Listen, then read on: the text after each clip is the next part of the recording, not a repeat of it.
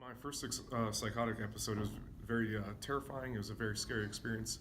I remember some approaches that my parents were taking at the time. Um, by no fault of theirs, they were just trying to adapt to what was going on. But they were saying, Matt, do you realize you're sick? Do you realize you have an illness? And I would always shut down during those periods of time. I'd become more in my head or more less prone to connecting with them, I guess you can say. So, I would say the biggest change after my parents learned about LEAP was more of a empathic, open connection with my parents. Something where I felt like they were on my team, felt like they were there to help me, there to guide me, there to listen, there to understand, not to place judgment on what was going on, but more so understand and be on my side and on my team, and that was helpful for my recovery from mental illness. So.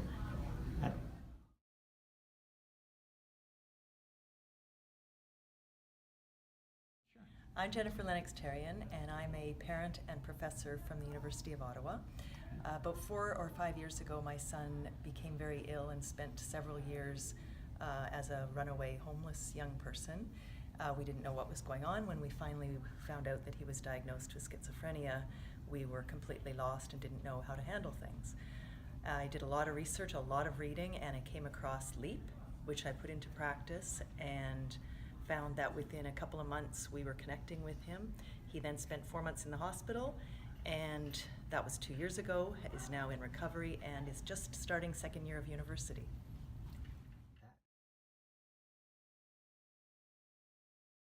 And LEAP just makes it so much easier because you are partnering and you're understanding, you're listening, and you get such a different reaction from clients in that respect. And once you gain their trust, then you can really get in there and get, the work done that needs to be done. But without it, oftentimes you can't. And that's why I am just so thrilled that LEAP exists.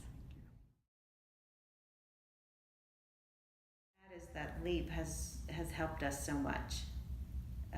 Reading the book and going to a seminar and has helped us so much in an approach on how to work with not only our son but with his team, and to be on his team, and so for him to believe that we're on his team. And I don't believe we would have gotten there without LEAP. I just don't. I know we would be screaming. We would still be screaming. We would still be fighting. I'd be sitting here sobbing because I wouldn't know what to do right now. And I'm not. I'm empowered. I'm not afraid, because it's a scary thing, but I feel very empowered.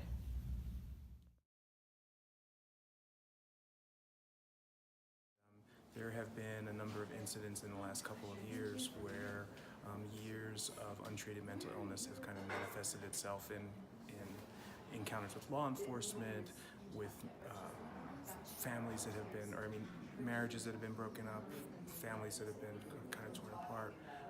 And LEAP and the LEAP approach to communicating to people who are unaware of their illness has been just really transformative.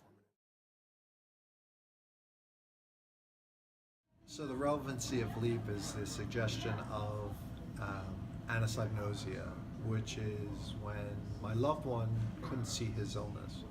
LEAP allowed me to develop new language that actually facilitated the recovery process. Once my acceptance of my son as he was acknowledged, then he got on board with medical compliance and everything else. And so now we're seeing great success. So mostly it was all about lifestyle looked like dealing with crisis on a continuous basis. When the communication changed with my son, the urgency of taking care of crisis wasn't there. So it was just a natural rebuilding of a relationship that was lost.